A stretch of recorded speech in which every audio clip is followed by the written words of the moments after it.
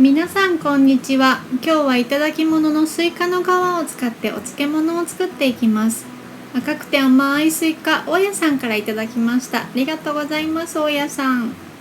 実と皮をこのように切り離しまして、タッパーに実の方を保存して冷蔵しておきます。冷蔵庫のスペースの節約にもなりますし、少しだけ食べたい時に便利です。どんどん切ってスイカの皮をこのようにきれいに分けておきます。スイカの皮の緑色の部分はさすがに硬くて食べられないので捨てます。白い部分と赤い部分をこのように適当な大きさに切りまして、ジップロックにどんどん入れていきます。スイカ4分の1個分の皮を全部切るとこのぐらいになります。このくらいの大きさのジップロックだと2つ必要でした。2つのジップロックに同じくらいの量ずつのスイカを入れまして、次に調味料を入れていきます。お酢を大さじ2杯ずつぐらい、お醤油を大さじ2杯ずつぐらい、きび糖は大さじ 1.5 杯ずつぐらい入れます。それからごま油小さじ1杯ずつぐらいになります。お好みでごまを振ってくださいね。白ごまが合うような気がします。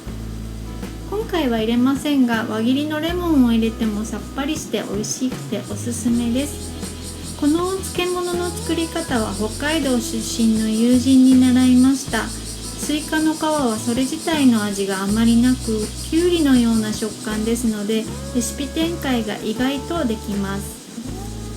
今回は和風の漬物にしましたが、塩麹を揉み込んだり、ワインビネガー、塩コショウ、ハーブでピクルス風にしたりといろいろ作れますよ。こちらのお漬物なんですけれども、材料費0円。調味料代だけかかりますね。子どもたちも大好きなお漬物になります。食品のロスが問題になってますが、こんな風に家庭でできる食品ロスの対策レシピ、もっと知りたいと思っています。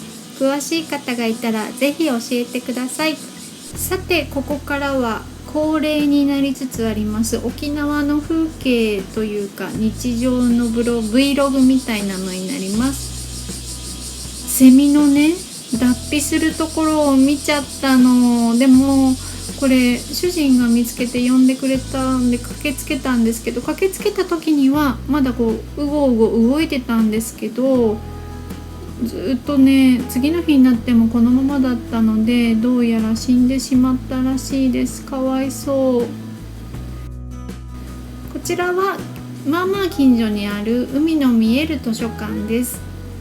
こんな風に海を見ながら本を選ぶ至福の時でした。おすすめの図書館です。夜は男子たちのためにどうしても作らなきゃいけない夕飯を作りました。とですね、こんな風に右上のこのね、ダメダメの餃子を包むのもできなければ、こう焼くのももうすぐ見えると思うんですけどね、焦げちゃうの、こうやって。それを焦げちゃったけど、盛り付けだけは綺麗にしようと思って頑張ったけど、もうぐちゃーっていうね。どなたか餃子の上手な焼き方ご存知の方いたら教えてください。はい、お漬物に話は戻ります。こちらがレシピになります。 This is the ingredient。